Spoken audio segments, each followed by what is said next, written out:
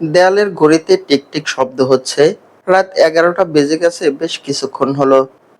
বাইরের রাস্তাঘাট একদম নিস্তব্ধ। লিজা ড্রয়িং রুমের সোফায় পা গুটিয়ে বসে আছে।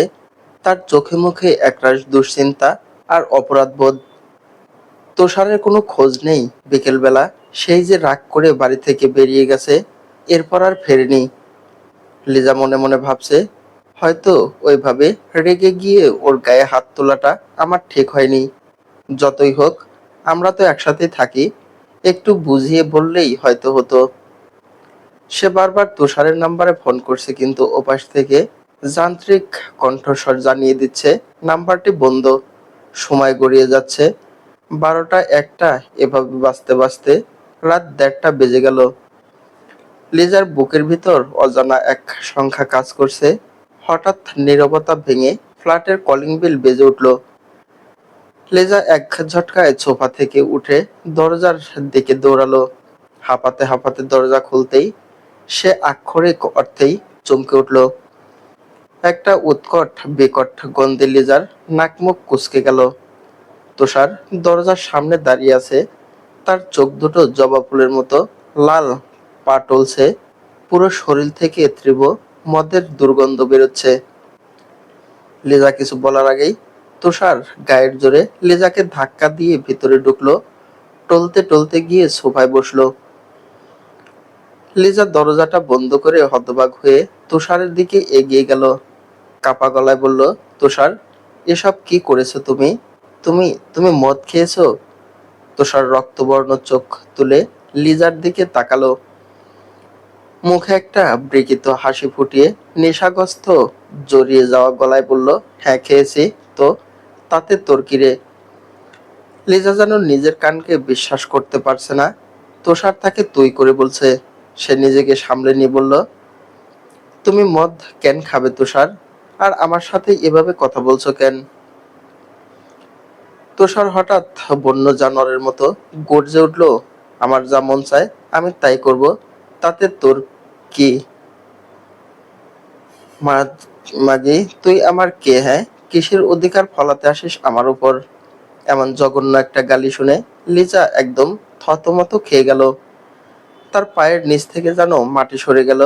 যে ছেলেটা তাকে নিজের জীবনের চেয়েও বেশি ভালোবাসার কথা বলতো, আজ সে তাকে এই ভাষায় গালি দিচ্ছে। তুষার টলতে টলতে উঠে দাঁড়ালো। লিজার দিকে এক পা করে এগিয়ে এসে একটা হিংস্র হাসি দিয়ে বলল, বিকেলে আমার গায়ে হাত তুলছিলি না? খুব তেজ তোর, তাই না? আজ তোর এই তেজ আমি কিভাবে ভাঙি দেখ। আজ তোর সাথে এমন কিছু করব যা তুই স্বপ্নেও ভাবতে পারবি না। কথাটা বলে তুষার খপ করে লিজার হাত চেপে ধরলো। তার হাতের মুঠো এত শক্ত ছিল যে লিজার মনে হলো হাড়গোড় সব ভেঙে যাবে। তুষার তাকে এক প্রকার হিঁচড়ে টানতে টানতে বেডরুমে নিয়ে যেতে লাগলো। লিজা ভয়ে চিৎকার করে উঠল, তুষার, ছাড়ো আমাকে। এসব কি করছো তুমি? আমাকে ব্যথা দিচ্ছ কেন? কিন্তু তুষারের কানে তখন কোনো কথাই ঢুকছে না। বেডরুমে ঢুকেই তুষার গায়ের সমস্ত জোর দিয়ে লিজার গালে কষে এক চর বসিয়ে দিল। চরের তীব্রতায় লিজার মাথা ঘুরে গেল। সে ছিটকে গিয়ে পড়ল বিছানার উপর। লিজা কিছু বুঝে ওঠার আগে তুষার বন্য পশুর মতো লিজার উপর ঝাঁপিয়ে পড়ল। লিজার পরনের কাপড়গুলোকে এক প্রকার ছিঁড়েই ফেলল সে। তুষার যখন জোরপূর্বক লিজার ঠোঁটে নিজের ঠোঁট ডুবালো, তখন মদের সেই উৎকট গন্ধে লিজার বমি আসার উপক্রম হলো। সে দুই হাত দিয়ে তুষারের বুক ঠেলে নিজেকে বাঁচানোর আপ্রাণ চেষ্টা করতে লাগলো।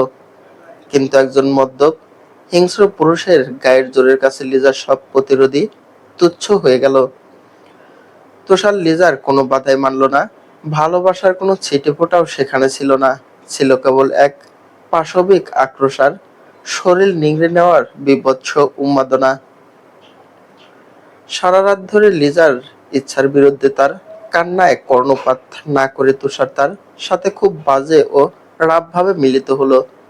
লিজার শরীর ক্ষতবিক্ষত করে নিজের জান্তব ফ্যান্টাসি পূরণ করার পর একসময় ক্লান্ত হয়ে তুষার লিজার পাশেই বেঘোরে ঘুমিয়ে পড়ল।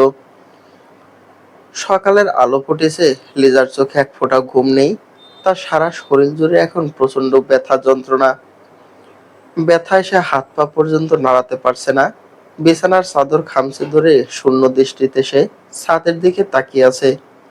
আজ তার খুব স্পষ্টভাবে মনে পড়ছে সমাজ, পরিবার আর বন্ধু রিয়ার বলা সেই কথাগুলো। সবাই তাকে কত করে সতর্ক করেছিল এই মোহ, এই অন্ধকারের পরিণতি যে কতটা ভয়াবহ হতে পারে তা তাকে বোঝানোর চেষ্টা করেছিল, কিন্তু স্বাধীনতার মিথ্যে অহংকারী লিজা কারো কথাই শোনেনি। জীবনে সে কত বড় একটা ভুল করেছে তা আজ তার প্রতিটি শিরা উপশিরায় ব্যথার মতো বিচ্ছে। কোনো মতে নিজের ক্ষতবিক্ষত শরীরটাকে টেনে তুলে লিজা বাথরুমে গেল। শাওয়ারটা ছেড়ে দিয়ে জলের ধারার নিচে বসে পড়ল সে। জলের শব্দের সাথে মিশে গেল তার ডুকরে ওঠা কান্নার আওয়াজ। নিজের শরীরের দিকে তাকিয়ে তার নিজেরই এখন ঘৃণা লাগছে। সকালবেলা তুষারের ঘুম ভাঙল সারা রাত না ঘুমানোর কারণে, আর শারীরিক নির্যাতনে লিজার শরীর তখন ভীষণ খারাপ। জ্বরে গা পুড়ে যাচ্ছে। তুষার উঠে নির্বিকার ভঙ্গিতে ফ্রেশ হলো, আয়নার সামনে দাঁড়িয়ে চুল ঠিক করলো। লিজার দিকে একবার ফিরেও তাকালো না, কোনো কথা বলল না। রাতের সেই কাজের জন্য তার মধ্যে বিন্দুমাত্র অনুশোচনা নেই। সে রেডি হয়ে না খেয়েই ফ্ল্যাট থেকে বেরিয়ে গেল। তুষার চলে যাওয়ার পর লিজা আবার বিছানায় লুটিয়ে পড়ল। কাঁদতে কাঁদতে একসময় ক্লান্তিতে আর জ্বরের ঘোরে সে ঘুমিয়ে পড়ল। এদিকে ভার্সিটি ক্যাম্পাসের চিত্র আজ একদম অন্যরকম। অনিমা আর আবির মিলে সিদ্ধান্ত নিয়েছে সমাজের রত্নে রত্নে ঢুকে পড়া এই লিভ ইন নামক বিষাক্ত কালচারের বিরুদ্ধে তারা রুখে দাঁড়াবে, নয়তো পুরো সমাজ এক ভয়াবহ অবক্ষয়ের দিকে তলিয়ে যাবে। ক্যাম্পাসের কমন রুমের সামনে খোলা মাঠে আজ প্রচুর ছাত্রছাত্রী জড়ো হয়েছে। অনিমা সবাইকে ডেকে এই লিভ ইন সম্পর্কের ভয়াবহতা সম্পর্কে বোঝাতে শুরু করেছে। তার কণ্ঠে এক দৃঢ় প্রত্যয় আর সামাজিক দায়বদ্ধতার সুর। অনিমা সবার উদ্দেশ্যে বলতে লাগলো, বন্ধুরা, একটু চোখ কান খোলা রাখলেই দেখবেন আমাদের সমাজে, বিশেষ করে এই শহরের বুকে এখন একটা রীতি খুব ভয়াবহভাবে ছড়িয়ে পড়ছে। বাইরে থেকে আসা, মফস্বল থেকে আসা অনেক তরুণ তরুণী স্বাধীনতা আর আধুনিকতার দোহাই দিয়ে স্বামী স্ত্রীর মিথ্যে পরিচয় ব্যবহার করে একসাথে ফ্ল্যাট ভাড়া নিয়ে থাকছে। এদের লিভ ইন রিলেশনশিপের নামে যা চলছে তা কোনো মতেই আধুনিকতা নয়, বরং চরম নোংরামি। এরা রাতের পর রাত জেগে বাইরে ঘোরাঘুরি করছে, মদ পান করছে আর ফ্ল্যাটের বন্ধ দরজার আড়ালে চরম অনাচারে লিপ্ত হচ্ছে। কোনো আইনি বা ধর্মীয় অধিকার ছাড়াই এদের মধ্যে স্বামী স্ত্রীর মতো সবকিছু ঘটছে। আপনারা কি জানেন এর পরিণতি কি হচ্ছে? এর ফলে জন্ম নিচ্ছে অসংখ্য অবৈধ বাচ্চা। কিন্তু দিন শেষে যখন মোহ কেটে যায়, তখন বাস্তবতার মুখোমুখি হতে হয়। তখন এই সম্পর্কের কোনো আইনি বা সামাজিক ভিত্তি না থাকায় কেউ দায়িত্ব নিতে চায় না। আর সেই নিষ্পাপ অবৈধ বাচ্চাগুলোর স্থান হচ্ছে ডাস্টবিনে, নর্দমায় অথবা কোনো অনাথ আশ্রমে। একটা সভ্য সমাজে এর চেয়ে জঘন্য অপরাধ আর কি হতে পারে? চারপাশে পিনপতন নীরবতা। সবাই অনিমার কথাগুলো মন্ত্রমুগ্ধের মতো শুনছে। অনিমা একটু দম নিয়ে আবার বলতে শুরু করলো, এসব যদি এখনই কঠোর হাতে দমন করা না হয়, তাহলে আমাদের পরবর্তী প্রজন্ম বিবাহ নামক পবিত্র এবং হালাল সম্পর্ক থেকে একদম দূরে সরে যাবে। তারাই লিভ ইন সম্পর্কেই বেশি স্বাচ্ছন্দ্য বোধ করবে। কেন জানেন? কারণ এই সম্পর্কে কোনো দায়িত্ব নেই, কোনো কর্তব্য নেই, কোনো জবাবদিহিতা নেই। শুধু যে যার মতো একে অপরের শরীর ব্যবহার করে নিজেদের জৈবিক চাহিদা মেটাবে, আর তারপর ছুঁড়ে ফেলে দেবে। একটু কঠিন শোনালেও এটাই সত্যি যে যারা এই তথাকথিত স্বাধীনতার মোড়কে এসব করে বেড়াচ্ছে, তারা আসলে ভদ্র পতিতা ছাড়া আর কিছুই নয়। পতিতার এদের মধ্যে পার্থক্য শুধু একটাই, পতিতারা টাকার বিনিময়ে শরীর বিক্রি করে আর এরা স্বাধীনতার মোড়কে। ভিড়ের মাঝখান থেকে একজন ছাত্র হাত তুলে জিজ্ঞেস করলো, কিন্তু আপু, এই অবক্ষয় থেকে আমরা সমাজকে কিভাবে মুক্ত করাবো? এর উপায় কি? অনিমা খুব স্পষ্ট এবং আত্মবিশ্বাসী গলায় বলল, এসব থেকে মুক্তি পাওয়ার জন্য সর্বপ্রথম আমাদের কলেজ বা ভার্সিটি কর্তৃপক্ষকে কঠোর হতে হবে। যে বা যারা এই ধরনের সম্পর্কের মাধ্যমে ক্যাম্পাসে এবং সমাজে নষ্টামি ছড়াবে, তাদের কোনোভাবেই এই পবিত্র শিক্ষা প্রতিষ্ঠানে রাখা যাবে না। তাদের বহিষ্কার করতে হবে। মনে রাখবেন, পড়াশোনার মানে শুধু এই নয় যে একটা সার্টিফিকেট নিলাম আর একটা চাকরিতে জয়েন করে নিজের আখের গোছালাম। আমাদের শিক্ষার মূল লক্ষ্য হওয়া উচিত নিজেদের আলোকিত করার পাশাপাশি সমাজকে পরিবর্তন করা। আমরা শিক্ষিত মানুষেরা যদি এমন নোংরামি করি তাহলে সাধারণ মানুষ কি শিখবে? আবির অনিমার পাশে দাঁড়িয়ে সায় দিল। অনিমা এবার দ্বিতীয় পয়েন্টটা তুলে ধরে বলল, দ্বিতীয়ত সমাজের প্রতিটি স্তরে, বিশেষ করে বাড়িওয়ালাদের সচেতন হতে হবে। শহরে কোনো প্রাপ্তবয়স্ক ছেলে মেয়ে স্বামী স্ত্রী পরিচয়ে একসাথে ফ্ল্যাট ভাড়া নিতে এলে তাদের কাবিননামা বা ম্যারেজ সার্টিফিকেট চেক করাটা একদম বাধ্যতামূলক করতে হবে। কাবিননামা ছাড়া কোনোভাবেই তাদের বাড়ি ভাড়া দেওয়া উচিত নয়। যদি বাড়িওয়ালারা টাকার লোভে বা উদাসীনতায় এই কাজটা না করেন, তবে মনে রাখবেন খুব শীঘ্রই এই শহরের প্রতিটি ফ্ল্যাটে এক একটা মিনি পতিতালয়ে পরিণত হবে। আমাদের সমাজকে এই ধ্বংসের হাত থেকে বাঁচাতে হলে আমাদের সবাইকে এখনই রুখে দাঁড়াতে হবে। অনিমার এই কথাগুলো উপস্থিত সবার মনে এক গভীর দাগ কেটে গেল। সবাই বুঝতে পারলো স্বাধীনতার নামে যে বিলাল্লাপনা চলছে তার শেষ পরিণতি কতটা অন্ধকার।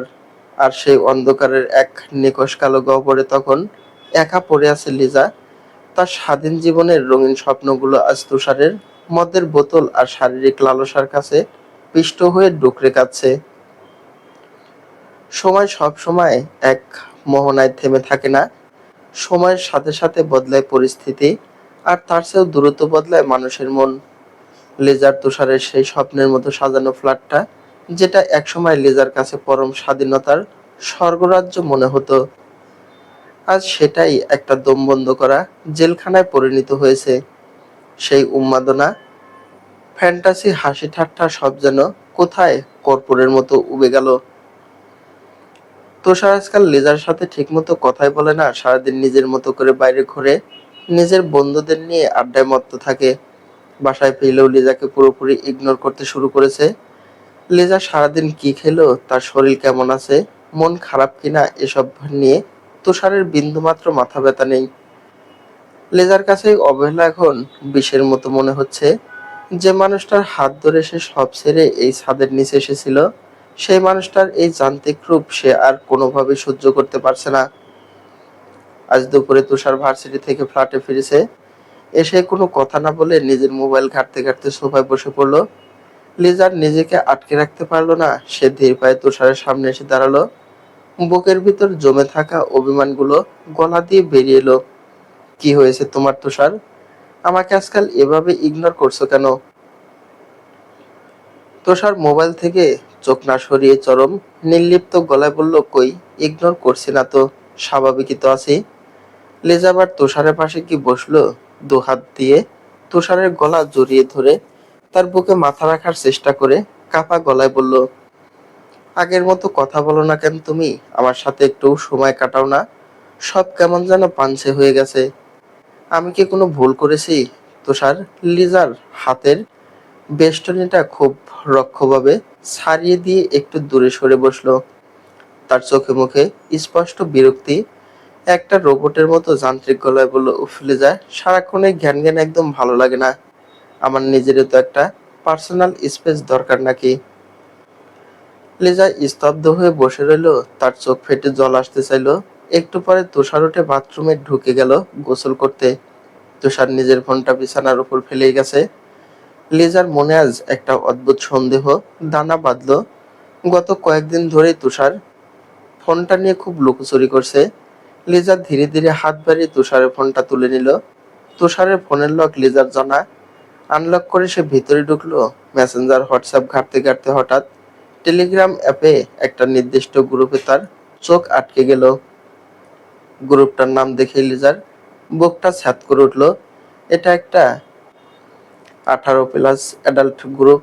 লিজা কাপা হাতে গ্রুপটায় ঢুকলো আর স্ক্রিনের দিকে তাকিয়ে লিজার পায়ের তলা যেন মাটি সরে গেল। সে যা দেখলো তার জন্য সে বিন্দুমাত্র প্রস্তুত ছিল না। তুষার ওই গ্রুপে তাদের নিজেদের কিছু অত্যন্ত অন্তরঙ্গ এবং গোপন মুহূর্তের ছবি শেয়ার করছে। লিজার অর্ধনগ্ন ছবি, তাদের শারীরিক মিলনের কিছু খোলামেলা ছবি সেখানে ছড়ানো। আর সেই ছবিগুলোর নিচে তুষার জঘন্য সব ইমোজি দিয়ে ক্যাপশন লিখে বন্ধুদের সাথে নোংরা রসিকতা করেছে। অন্য ছেলেরাও সেখানে লিজার শরীর নিয়ে বীভৎস সব কমেন্ট করেছে। লিজার হাত থেকে ফোনটা প্রায় খসে পড়ার উপক্রম হলো। সারা শরীর থরথর করে কাঁপছে। তার নিজের ভালোবাসার মানুষটা তার শরীরটাকে এভাবে বন্ধুদের কাছে নিলামে তুলছে। ঠিক এমন সময় বাথরুমের দরজা খুলে বেরিয়ে এলো তুষার। লিজার হাতে নিজের ফোনটা দেখে তুষার বাজ পাখির মতো ছো মেরে ফোনটা কেড়ে নিল। তার চোখ রাগে লাল হয়ে গেল। দাঁত কটমট করে বলল, আমার ফোন হাতে নিয়ে ধরলি কোন সাহসে তুই? তোর এত বড় সাহস? লিজা তখনও ঘোরের মধ্যে আছে। চোখ দিয়ে অঝরে জল পড়ছে। সে চিৎকার করে কেঁদে উঠে বলল, এসব কি তুষার? ওই গ্রুপে তুমি এসব নোংরামি কেন শেয়ার করেছো? আমার ছবি তুমি অন্য ছেলেদের দেখাচ্ছ? তুমি কি মানুষ না জানোয়ার? তুষার এতটুকু লজ্জিত হলো না, উল্টো গলা উঁচিয়ে চরম উদ্যেগতার সাথে বলল, হ্যাঁ করেছি। সেটা আমার ব্যাপার, আমার ফোন, আমার ছবি, আমি যা খুশি তাই করব। তুই কে রে আমাকে জেরা করার? আমার ব্যক্তিগত ব্যাপারে একদম নাক গলাতে আসবি না বলে দিচ্ছি। বেশি নাক গলালে ঘাড় ধরে ফ্ল্যাট থেকে বের করে দেব। লিজা হতভম্ব হয়ে গেল। এই কি সেই তুষার যে ডুকরে কেঁদে উঠে বলল, বাহ বাহ, খুব ভালো। যখন তোমার সাথে শারীরিক সম্পর্ক করা লাগতো, নিজের ফ্যান্টাসি মেটানোর দরকার হতো, তখন কত আদর, কত যত্ন, কত ভালোবাসার অভিনয়। আর এখন তোমার সব শখ মিটে গেছে বলে আমাকে আর ভালো লাগছে না, তাই না? তুষার একটা তাচ্ছিল্যের হাসি হেসে সরাসরি লিজার চোখের দিকে তাকিয়ে বলল, হ্যাঁ ঠিকই বলেছিস। আমার আর তোকে ভালো লাগছে না। একই জিনিস রোজ রোজ কার ভালো লাগে? আমি জাস্ট তোর কাছ থেকে মুক্তি চাই। তুই আমার ঘাট থেকে নামলে আমি বাঁচি। লিজা কথাগুলো শুনে যেন পাথর হয়ে গেল। যে ছেলেটাকে সে পাগলের মতো ভালোবেসেছিল, নিজের পরিবার, হোস্টেল, সমাজ সবকিছুকে বুড়ো আঙ্গুল দেখিয়ে অন্ধের মতো বিশ্বাস করে যার হাত ধরেছিল, আর সেই ছেলেটা তাকে জাস্ট একটা ব্যবহৃত টিস্যু পেপারের মতো ছুঁড়ে ফেলতে চাইছে। তুষার আর এক মুহূর্তেও সেখানে দাঁড়ালো না। শার্টটা গায়ে গলিয়ে হনহন করে ফ্ল্যাট থেকে বেরিয়ে গেল। এই ঘটনার পর কেটে গেছে বেশ কয়েকদিন। ফ্ল্যাটের ভিতরে একটা গুমোট নিস্তব্ধতা। দুজন এক ছাদের নিচে থাকলেও কেউ কারোর সাথে কথা বলে না। লিজা সারাদিন নিজের ঘরের এক কোণে পড়ে থাকে, কিন্তু এই নীরবতার মাঝে লিজার মনে নতুন এক ভয়াবহ চিন্তা বাসা বেঁধেছে। এ মাসে তার পিরিয়ড মিস হয়েছে। ডেট পার হয়ে গেছে প্রায় 8 দিন।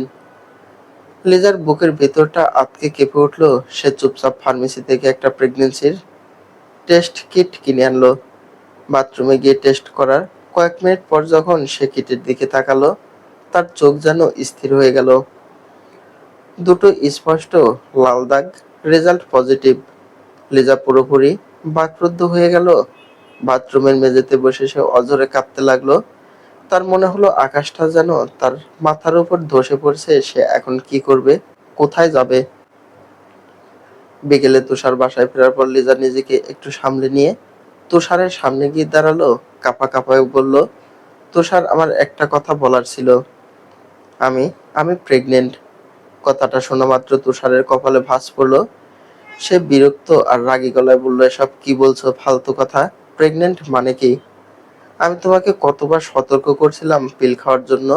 তুমি এত কেয়ারলেস কিভাবে হতে পারো?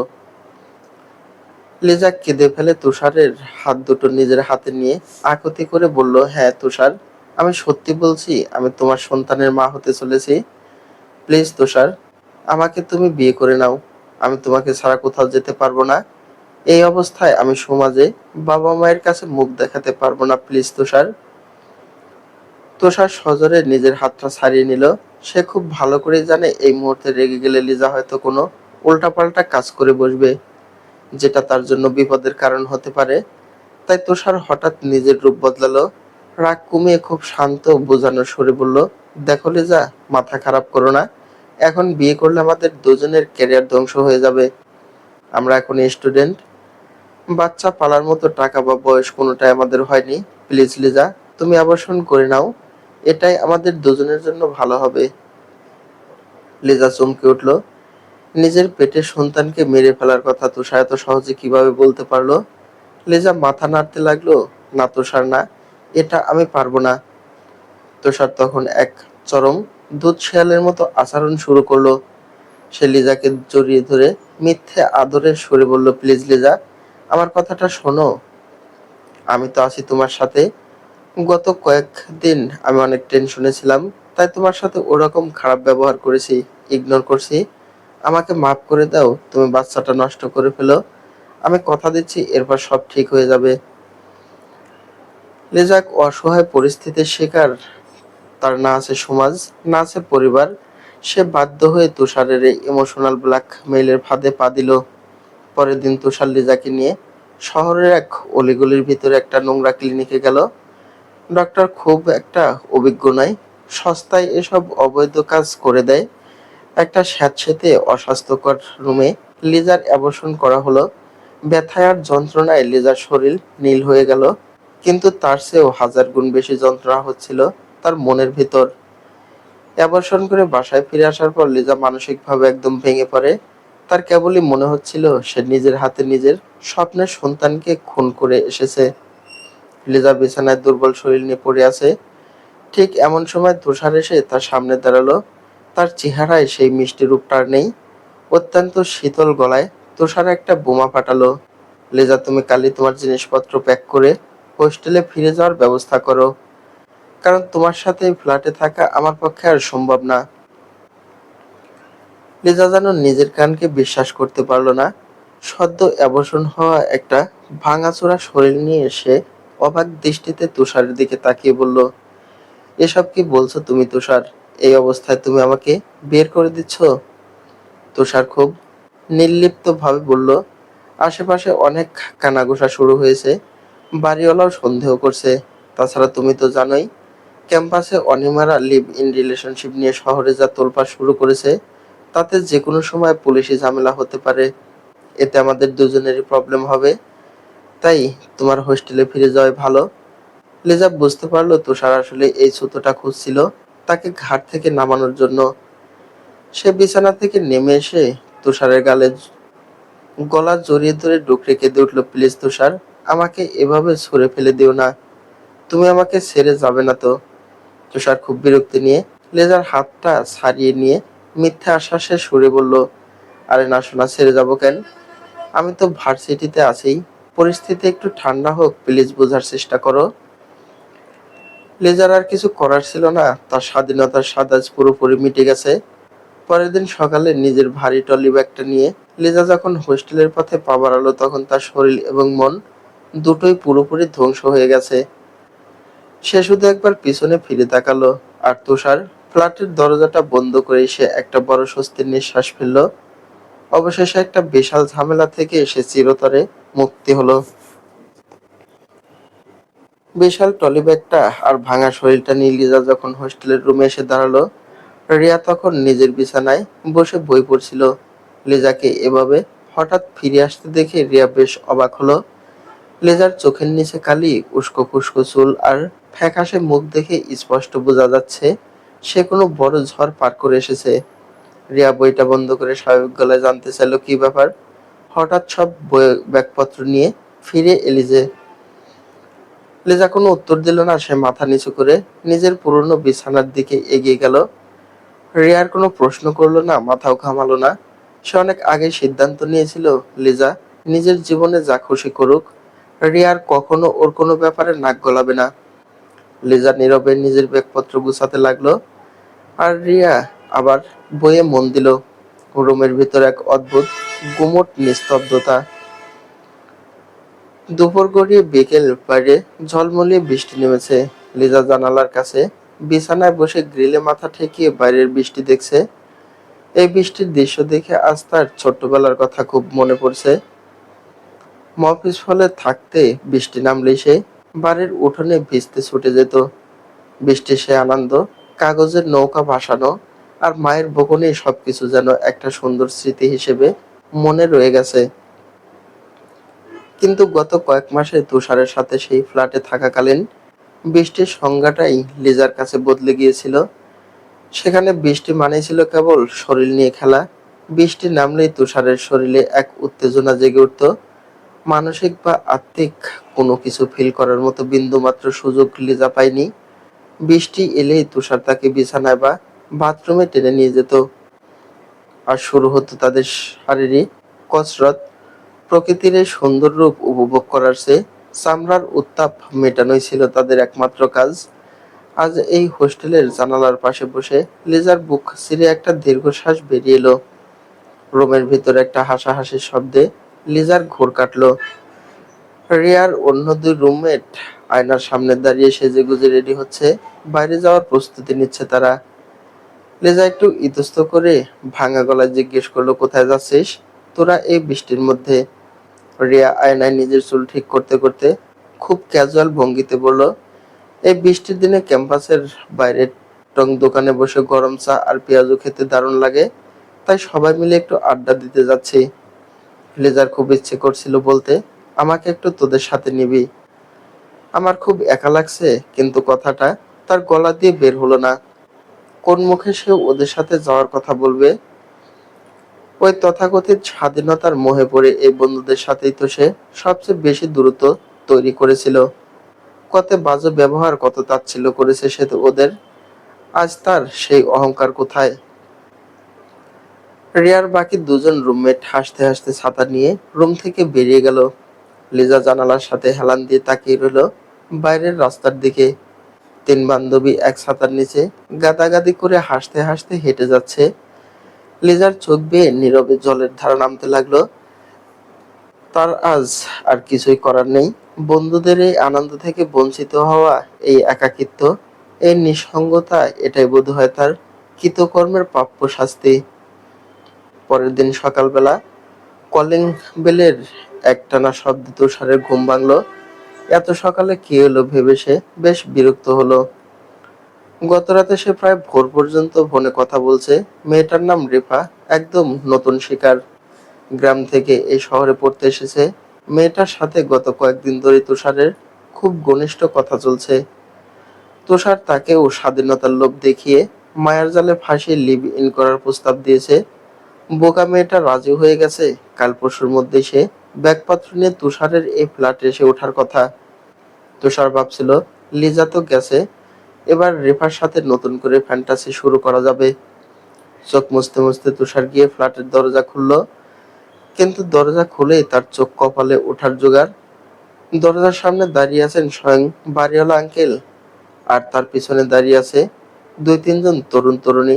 এরা ক্যাম্পাসের সেই আন্টি, লিভ ইন ক্যাম্পাসের সদস্য, যাদের কথা সে শুনেছিল। তুষার নিজের বিরক্তি আর ভয় লুকিয়ে মুখে মেখে হাসি ফুটিয়ে বলল, কি ব্যাপার আঙ্কেল, আপনি এত সকাল সকাল? কথা শেষ হওয়ার আগেই পেছনের একজন মেয়ে দ্রুত ফ্ল্যাটের ভিতরে ঢুকে গেল। তুষার ঘাবড়ে গিয়ে বাধা দিতে চাইলো, আরে ভিতরে ঢুকছেন কেন? এটা তো আমার পার্সোনাল স্পেস। বাড়িওয়ালা কড়া গলায় ধমক দিয়ে বললেন, চুপ করে দাঁড়াও, বাধা দেবে না। মেয়েটি পুরো ফ্ল্যাটের বেডরুম, বাথরুম, রান্নাঘর চেক করে এসে বাড়িওয়ালাকে বলল, না আঙ্কেল, ভিতরে কেউ নেই, ফ্ল্যাট ফাঁকা। তুষার এবার একটু আমতা আমতা করে বলল, কি হয়েছে আঙ্কেল, এভাবে চেকিং এর মানে কি? বাড়িওয়ালা তীক্ষ্ণ দৃষ্টিতে তুষারের দিকে তাকিয়ে বলল, তোমার সাথে এত মাস ধরে যে মেয়েটা থাকতো, সে সম্পর্কে তোমার কি হয়? সে কোথায়? তুষার মাথা চুলকাতে চুলকাতে নার্ভাস গলায় মিথ্যে বলল, ও ও তো আমার স্ত্রী। ওর একটু শরীর খারাপ তো, তাই কাল ওর হোস্টেলে, সরি মানে গ্রামের বাড়িতে গেছে। বাড়িওয়ালা এবার হাত বাড়িয়ে দিয়ে কঠিন গলায় বললেন, স্ত্রী, খুব ভালো কথা। দেখি তোমাদের কাবিননামা। আমি প্রথম দিনই কাবিননামা দেখতে চেয়েছিলাম, তুমি বলেছিলে কয়েকদিন পর গ্রাম থেকে এনে দেবে, কই আজও দেখাও। তুষার এবার মারাত্মক পেঁচে পড়ে গেল। কাবিননামা সে কোত্থেকে দেখাবে, সে তো বিয়ে করেনি। তুষার ঘামতে শুরু করলো, আসলে আঙ্কেল, কাবিননামাটা এখনো আনা হয়নি, আমার স্ত্রীর কাছেই আছে, আমি পরে আপনাকে। তুষারের কথা শেষ হওয়ার আগে বাড়িওয়ালার পাশে দাঁড়িয়ে থাকা ছেলেটি বলে উঠল, আমি আপনাকে আগেই বলেছিলাম না আঙ্কেল, এই ছেলেটা একটা চিটার। এরা বিয়ে ছাড়া অবৈধভাবে লিভিনে থাকে। ক্যাম্পাসে এদের নোংরামির কথা সবাই জানে। কালই ওর ওই পার্টনারকে ও হোস্টেলে পাঠিয়ে দিয়েছে। বাড়িওয়ালা এবার রাগে ফেটে পড়লেন। কড়া চোখে তুষারের দিকে তাকিয়ে গলার স্বর উঁচিয়ে বললেন, সত্যি করে বলো, তোমরা বিয়ে করেছিস কিনা যদি মিথ্যে বলিস এখনই পুলিশের হাতে তুলে দেব। পুলিশের কথা শুনে তুষার আত্মা কেঁপে উঠল। বয়সে মাথা নিচু করে স্বীকার করে নিল যে তারা লিভ ইন করছিল। বাড়িওয়ালা রাগে কাঁপতে কাঁপতে বলল, তোদের মতো অসভ্য ছেলে মেয়েদের জন্য আমাদের সমাজের আজ এই হাল। বাপ মা হাড় ভাঙা খাটুনি খেটে শহরে পাঠায় লেখাপড়া করতে, আর তোরা এখানে এসে ফ্ল্যাট ভাড়া নিয়ে নোংরামি করিস। তোরা তো নর্দমার কীটের চেয়েও জঘন্য। তোকে আমি ঠিক 2 দিন সময় দিলাম। 2 দিনের মধ্যেই ফ্ল্যাটে খালি করে দিবি, নয়তো ঘাট ধাক্কা দিয়ে পুলিশের সাহায্য নিয়ে তোকে আর তোর মালপত্র রাস্তায় ফেলে দেব। তুষার এবার হাউমাউ করে বাড়িওয়ালার হাত চেপে ধরার চেষ্টা করলো। আঙ্কেল প্লিজ আমাকে ক্ষমা করে দিন, আমি আর এমন করবো না। 2 দিনের মধ্যে আমি কোথায় বাসা খুঁজবো? কিন্তু বাড়িওয়ালা তার কথায় সম্পূর্ণ অনড়। সেটা তোর ব্যাপার, 2 দিন মানে 2 দিন। এই বলে তিনি তার সঙ্গপাঙ্গ নিয়ে হন হন করে চলে গেলেন। ফ্ল্যাটের দরজা বন্ধ করে তুষার মাথায় হাত দিয়ে মেঝেতে বসে পড়লো। তার মাথায় যেন আস্ত একটা আকাশ ভেঙে পড়েছে। 2 দিনের মাথায় সে কোথায় যাবে? আর রিফাকে সে কোথায় এনে তুলবে? তার সব প্ল্যানিং যেন এক নিমেষেই ধূলিসাৎ হয়ে গেল। হোস্টেলে সকালটা শুরু হলো এক বুক ফাটা আর্তনাদ দিয়ে। সকাল থেকে লিজার পেটে তীব্র ব্যথা। কাল রাতেও ব্যথা ছিল, কিন্তু আজ সকালে সেই ব্যথা এমন পর্যায়ে পৌঁছেছে যে লিজা বিছানার এপাশ ওপাশ করে কেবলই গুঙ্গাচ্ছে আর কাঁদছে। অতিরিক্ত রক্তক্ষরণ হচ্ছে তার। রিয়া যতই রাগ করে থাকুক, বাল্য বান্ধবীর এই করুণ অবস্থা দেখে সে আর সহ্য করতে পারল না। সব রাগ একপাশে সরিয়ে রেখে রিয়া তৎক্ষণাৎ অন্য মেয়েদের সাহায্যে লিজাকে ধরাধরি করে কাছের একটা বড় হসপিটালে নিয়ে গেল। ইমার্জেন্সিতে ভর্তি করার পর রিয়া লিজার বাবা মাকে ফোন করে সবটা জানালো। খবর পেয়ে বিকালের দিকেই গ্রাম থেকে ছুটে এলেন লিজার বাবা মা। মেয়ের এই বিধ্বস্ত অবস্থা দেখে তারা কান্নায় ভেঙে পড়লেন। ডাক্তার লিজাকে বেশ কিছু টেস্ট আর আলট্রাসোনোগ্রাফি দিলেন। সন্ধ্যায় যখন সব টেস্টের রিপোর্ট এলো, তখন ডাক্তারের কেবিনে লিজার বাবা মা আর রিয়া বসে আছে। লিজাও একটা হুইল চেয়ারে বসে আছে সেখানে। ডাক্তার রিপোর্টগুলো মনোযোগ দিয়ে দেখে একটা দীর্ঘশ্বাস ফেললেন, তারপরে চশমাটা ঠিক করে অত্যন্ত গম্ভীর গলায় বললেন, দেখুন, আপনাদের একটা খুব খারাপ খবর দেওয়ার জন্য আমি দুঃখিত। পেশেন্টের কিছুদিন আগে একটা আনসেফ আর ভুল পদ্ধতিতে অ্যাবর্শন করানো হয়েছে। কোনো হাতুড়ে ডাক্তার বা অনভিজ্ঞ কাউকে দিয়ে কাজটা করানো হয়েছিল। এর ফলে ওর জরায়ুতে মারাত্মক ইনফেকশন হয়ে গেছে, আর জরায়ুটা ভিতরে ভিতরে একদম ড্যামেজ হয়ে গেছে, পচে যাওয়ার উপক্রম। লিজার বাবা মা স্তব্ধ হয়ে গেলেন। লিজার চোখ বড় বড় হয়ে গেল। ডক্টর আবার বললেন, ইনফেকশন যাতে পুরো শরীরে না ছড়ায়, তার জন্য পেশেন্টের জরায়ু অপারেশন করে পুরোপুরি কেটে বাদ দিতে হবে। আর এর মানে হলো, I am sorry to say, ও আর কখনো মা হতে পারবে না, কোনোদিনই না। কথাটা শোনার সাথে সাথে লিজা হুইল চেয়ারের উপর বসে ডুকরে কেঁদে উঠল। তার কান্না যেন হাসপাতালের চার দেওয়াল ভেদ করে আকাশ ছুঁতে চাইল। লিজার বাবার শরীর থরথর করে কাঁপছিল। তার এত আদরের মেয়ে, যাকে নিয়ে তিনি এত স্বপ্ন দেখেছিলেন, সে কিনা এমন জঘন্য কাজ করেছে। রাগে, ক্ষোভে আর অসহনীয় লজ্জায় তিনি হঠাৎ লিজার দিকে এগিয়ে গেলেন। নিজের হিতাহিত জ্ঞান হারিয়ে লিজার গালে কষে পরপর কয়েকটা চড় বসিয়ে দিলেন। এই দিন দেখার জন্য তোকে আমি শহরে পাঠিয়েছিলাম। আমার মুখটা তুই সমাজে পুড়িয়ে দিলি। তুই মরে গেলি না কেন? কথাগুলো বলতে বলতেই সেই বয়স্ক মানুষটা ডুকরে কেঁদে উঠে নিজের মাথাটা সজোরে হসপিটালের দেওয়ালে ঠুকতে লাগলেন। লিজার মা মেঝেতে বসে বুক চাপড়ে বিলাপ করছেন। রিয়া একপাশে স্তব্ধ হয়ে দাঁড়িয়েছিল। লিজার এই চূড়ান্ত পতন দেখে তার নিজেরও চোখ দিয়ে পানি পড়ছে। সে লিজার কাছে এগিয়ে গিয়ে খুব নিচু কিন্তু স্পষ্ট গলায় বলল, আমি তোকে আগেই বলেছিলাম লিজা, এই আগুনের খেলা কখনো সুখ বয়ে আনবে না। এর ফল ভালো হবে না। তুই আমার কথা সেদিন শুনিসনি। আজ দেখ, তোর এই তথাকথিত স্বাধীনতা আর ফ্যান্টাসি তোর জীবনটাকে কিভাবে ধ্বংস করে দিল। লিজার মুখে কোনো কথা নেই।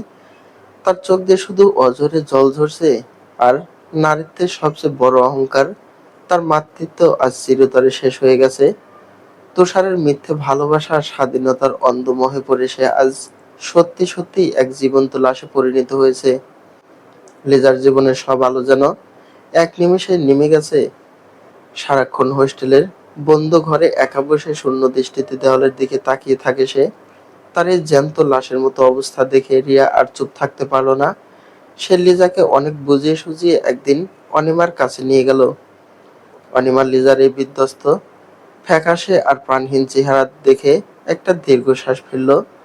লিজার পাশে বসে অত্যন্ত নরম কিন্তু আক্ষেপে সুরে বলল, আমি তো তোমাকে আগেই বলছিলাম লিজা, এই ভুল পথ থেকে সরে আসতে, কিন্তু তুমি তখন স্বাধীনতার মোহে অন্ধ ছিলে। এখন দেখো তো দিন শেষে ফলটা কি হলো। লেজার দুচোখ বেয়ে অজরে জল পড়তে লাগলো। সে ডুকরে কেঁদে উঠে ভাঙা গলায় বলল, আমার আর বাঁচার কোনো অধিকার নেই অনিমা আপু। আমার সব শেষ হয়ে গেছে, এখন মরে যাওয়া ছাড়া আমার সামনে আর কোনো উপায় নেই। অনিমা লিজার হাত দুটো শক্ত করে ধরে বলল, মরে যাওয়ার কোনো কিছুই সমাধান হতে পারে না লিজা। তুমি ভুল করেছো, তার শাস্তিও তুমি পেয়েছো। এখন মরলে তো তুমি চিরকালের জন্য হেরে যাবে। দেখি এখন এই পরিস্থিতি থেকে তোমাকে কিভাবে উদ্ধার করা যায়। একটু ধৈর্য ধরো। তুষারের জীবনেও চরম দুর্যোগ নেমে এসেছে। সে লিজার সাথে লিভ ইনে থাকতো। এই খবরটা পুরো ভার্সিটিতে ভাইরাসের মতো ছড়িয়ে পড়েছে। বাড়িওয়ালা তারা খেয়ে তুষার বাধ্য হয়ে তার এক বন্ধুর মেসে গিয়ে উঠছিল, কিন্তু সেখানেও শান্তি নেই। মেসের অন্য ছাত্ররা এবং তার বন্ধুরা সরাসরি তাকে জানিয়ে দিয়েছে যে তাকে আর মেসে রাখা সম্ভব নয়। সবাই বলছে, তোর মতো একটা লম্পটের সাথে থাকলে আমাদের বদনাম হবে। তুই কালকের মধ্যেই ম্যাচ ছেড়ে দে। তুষার কি করবে, কোথায় যাবে কিছু বুঝতে পারছে না। এমন সময় ম্যাচের একজন ছেলে এসে জানালো, তুষার, তোকে আবির ভাই ডাকছেন, ক্যাম্পাসের কমন রুমে যেতে বলছেন। আবিরের নাম শুনে তুষার একটু থমকে গেল। আবির এখন ক্যাম্পাসে আন্টি লিভ ইন বা লিভ ইন বিরোধী শক্তিশালী এক সংগঠনের প্রধান। তুষার ভয়ে ভয়ে ক্যাম্পাসে সে নির্দিষ্ট ঘরে গিয়ে হাজির হলো। ঘরের ভিতর ঢুকতেই সে দেখলো আবির একটা চেয়ারে গম্ভীর মুখে বসে আছে। পাশে কয়েকজন ছেলে। আবির তুষারকে দেখে তীক্ষ্ণ গলায় জিজ্ঞেস করলো, তুমি লিজার সাথে স্বামী স্ত্রীর মিথ্যে পরিচয় লিভ ইনে ছিলে, এটা কি সত্যি? তুষার মাথা নিচু করে ঢোক গিলে বলল, হুম। আবির আবার প্রশ্ন করলো, এই লিভ ইন থাকার নোংরা ব্যাপারটাকে আগে মাথায় ঢুকিয়েছিল তুমি নাকি লিজা? তুষার চুপ করে রইল, কোনো উত্তর দিল না। ঠিক সেই মুহূর্তে দরজা ঠেলে অনিমা লিজাকে নিয়ে ঘরের ভিতরে ঢুকলো। লিজাকে দেখে তুষার চমকে উঠল। লিজা তুষারের দিকে একরাশ ঘৃণা নিয়ে তাকিয়ে বলল, তুষার নিজে আমাকে এই বুদ্ধি দিয়েছিল। সে আমাকে স্বাধীনতার লোভ দেখিয়ে মিথ্যে ভালোবাসার জালে ফাঁসিয়ে ওই নরকে নিয়ে গিয়েছিল। আবির তার পাশে দাঁড়িয়ে থাকা একটা ছেলেকে ইশারা করে বলল, তুষারের বাবা মাকে খবর দিয়েছিস? ছেলেটি মাথা নেড়ে বলল, হ্যাঁ ভাই, সাথে লিজার বাবা মাকেও খবর দেওয়া হয়েছে। তারা সবাই ক্যাম্পাসের দিকে রওনা দিয়েছেন। বাবা মার কথা শুনে তুষারের মাথায় যেন বাজ পড়লো। সে হঠাৎ রেগে গিয়ে আবিরের দিকে আঙ্গুল তুলে বলল, আপনারা কিন্তু এবার মারাত্মক বাড়াবাড়ি করছেন। আমি কি করব না করব সেটা আমার পার্সোনাল ম্যাটার। কারো ব্যক্তিগত স্বাধীনতায় হস্তক্ষেপ করার কোনো আইনি অধিকার আপনাদের নেই। আবির এবার বসা থেকে উঠে দাঁড়ালো। তুষারের চোখে চোখ রেখে অত্যন্ত কড়া গলায় বলল, হ্যাঁ জানি, কিন্তু ব্যক্তিগত স্বাধীনতার নামে সমাজে এই নষ্টামি আর নোংরামির বিষ বাষ্প ছড়ানোর বিরুদ্ধে রুখে দাঁড়ানোর অধিকার আমাদের অবশ্যই আছে। আর আমরা যা করছি তা একদম আইনি ভাবেই করছি। তোমার লালসা আর নোংরামির কারণে আজ লিজা চিরতরে মা হওয়ার ক্ষমতা হারিয়ে ফেলেছে। শুধু তাই নয়, তুমি ওই মেয়ের অনেক অন্তরঙ্গ আর নগ্ন ছবি 18+ গ্রুপে ভাইরাল করেছ। এর জন্য সাইবার ক্রাইমে তোমার নামে মামলা হতে পারে। আইনিভাবে তুমি এমনিতেই ফাঁসবে। অতএব তোমার নিজের অপরাধের প্রায়শ্চিত্ত হিসেবে লিজাকে তোমার স্ত্রীর মর্যাদা দিতে হবে। তুষার তাচ্ছিল্যের হাসি হেসে বলল, এটা কখনোই সম্ভব না। আমি ওকে বিয়ে করব না। ওকে আমার আর ভালো লাগে না। আমি ওর কাছ থেকে মুক্তি চাই। আবির আবার শব্দ করে হাসলো। তারপর লিজার দিকে তাকিয়ে একটা গভীর দীর্ঘশ্বাস ফেলে বলল, দেখলে লিজা, শিক্ষা নাও। পোকা যেমন একটা ফলের সবচেয়ে ভালো এবং মিষ্টি অংশটুকু খেয়ে ফেলার পর ফলটাকে দাগি আর পচা অবস্থায় ফেলে রেখে পালিয়ে যায়। এই তথাকথিত প্রেমিক পুরুষগুলো ঠিক তাই। এদের কাছে স্বাধীনতা মানে হলো নারীদের শরীরটাকে সস্তায় ভোগ করার লাইসেন্স। আবির এবার উপস্থিত সবার উদ্দেশ্যে অত্যন্ত আবেগপূর্ণ আর জোরালো গলায় বলতে শুরু করলো, ইসলাম নারী জাতিকে সবচেয়ে বেশি সম্মানিত করেছে। একজন নারী এতটাই দামি, এতটাই মূল্যবান যে তাকে সব সময় সযত্নে আচ্ছাদনে ডেকে রাখতে বলা হয়েছে। একটা হীরাকে যেমন মানুষ হিন্দুকে লুকিয়ে রাখে, নারী হলো ঠিক সেই হীরার টুকরোর মতো। কিন্তু বড় আক্ষেপের বিষয় কি জানো? আজ সেই হীরার মালিকেরা নিজে থেকে আধুনিকতার মোহে পড়ে রাস্তায় চোরের কাছে ধরা দিচ্ছে। আর চোর সেই মূল্যবান হীরাটা পেয়ে নিজের ইচ্ছে মতো ব্যবহার করছে। নারী জাতি কি আধুনিক হতে গিয়ে এতটাই সস্তা হয়ে গেল যে নিজেকে পণ্যের মতো তথাকথিত ভালোবাসা আর লিভ ইনের নামে এসব জানোয়ারদের হাতে তুলে দিতে হবে? এটাই যদি হয় আধুনিকতা, তবে সবার আগে সমাজ থেকে এর বিষাক্ত শিকড় উপড়ে ফেলতে হবে। কারণ এই ধরনের নারী পুরুষের থেকে আমাদের ভবিষ্যৎ প্রজন্ম এমনই নোংরা আর দায়িত্বজ্ঞানহীন হবে। আবিরের কথায় পুরো ঘর নিস্তব্ধ হয়ে গেল। সেবার কিছু ছেলেদের দিকে ইশারা করলো। কয়েকজন ছেলে এগিয়ে এসে তুষারের শক্ত করে ধরলো। তাকে টানতে টানতে ক্যাম্পাসের খোলা মাঠে নিয়ে যাওয়া হলো। মাঠে আগে থেকেই প্রচুর ছাত্রছাত্রীদের ভিড়। সেখানে তুষারের মতো আরো 4-5 জন ছেলে এবং 4 জন মেয়েকে ধরে আনা হয়েছে। এদের সবাইকে লিভ ইন নামক নোংরামির দায়ে হাতে নাতে ধরা হয়েছে। মেয়েগুলোকে একপাশে দাঁড় করিয়ে রাখা হয়েছে। তাদের চোখে মুখে চূড়ান্ত অপমান আর লজ্জিত ভাব। আবিরের নির্দেশে কয়েকজন ছাত্র এগিয়ে এসে তুষার সহ বাকি 4 জন ছেলের গলায় পুরনো জুতার মালা পরিয়ে দিল। পুরো ক্যাম্পাসের হাজারো ছাত্রছাত্রীর সামনে তাদের এই চরম জনসমক্ষে অপমান করা হলো। এরপর সবার সামনে পর্যায়ক্রমে সবকটা ছেলের মাথা একদম ন্যাড়া করে দেওয়া হলো। কিছুক্ষণ পর সেখানে একে একে এসে পৌঁছালেন ছেলে মেয়েদের বাবা মায়েরা। সন্তানের এই চরম অবক্ষয় আর জনসমক্ষে অপমান দেখে অনেক বাবা মাই কান্নায় ভেঙে পড়লেন।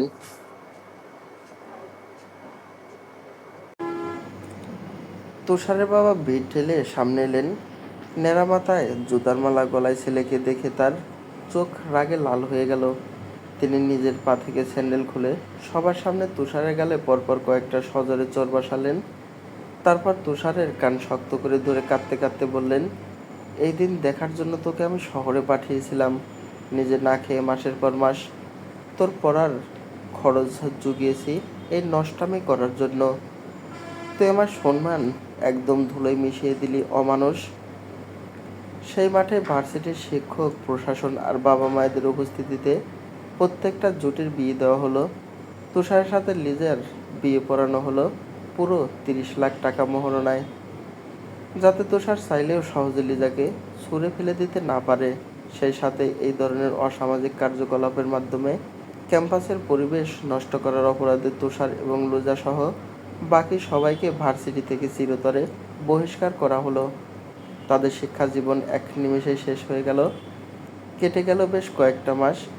শহরের সেই চাকচিক্য আর স্বাধীনতার জীবন এখন তুষার আর লিজার কাছে এক ধূসর অতীত। তুষার এখন গ্রামে ফিরে এসেছে। ভার্সিটি থেকে বিতাড়িত হওয়ার পর তার আর কোনো ভবিষ্যৎ নেই। সকাল থেকে সন্ধ্যা পর্যন্ত সে এখন বাবার সাথে রোদে পড়ে জমিতে চাষাবাদ করে আর মাঝে মধ্যে এটা ওটা কাজ করে সামান্য কিছু টাকা রোজগার করে।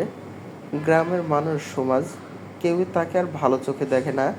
সম্মান তো দূরের কথা, আড়ালে আবডালে সবাই তাকে নিয়ে হাসাহাসি করে, তাচ্ছিল্য করে।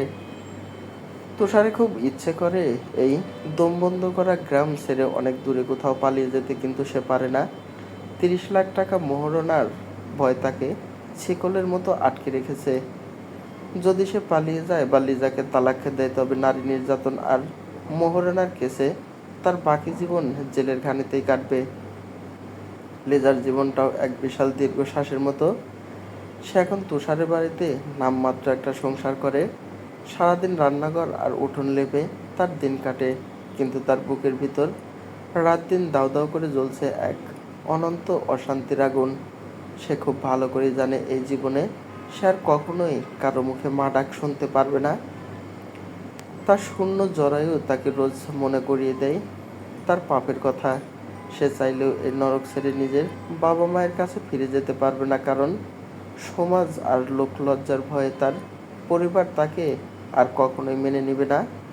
নতুন করে পড়াশোনা শুরু করার কোনো পথ তার খোলা নেই। বাধ্য হয়ে সব অপমান আর বুকের কষ্ট গিলে নিয়ে তাকেই তুষারের সাথেই এক ছাদের নিচে একটা মৃত সংসার টেনে নিয়ে যেতে হচ্ছে।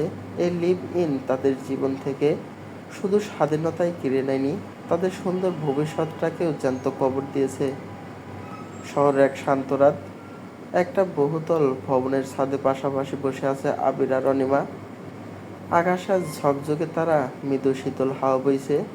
আবির আকাশের দিকে তাকিয়ে একটা তৃপ্তির নিঃশ্বাস ফেলে বলল, জানো অনিমা, আমরা হয়তো সমাজ থেকে এই লিভ ইন নামক নোংরামিটা সম্পূর্ণ দূর করতে পারিনি, কিন্তু গত কয়েক মাসে আমরা ক্যাম্পাসে যে দৃষ্টান্ত স্থাপন করেছি, অন্তত আমাদের চোখের সামনে আর কেউ স্বাধীনতার নামে এমন নোংরামি করার সাহস পাবে না। অনিমা মুচকে হাসল। সে আবিরের হাতের উপর নিজের হাত রেখে অত্যন্ত দৃঢ় গলায় বলল, একদম ঠিক বলেছ।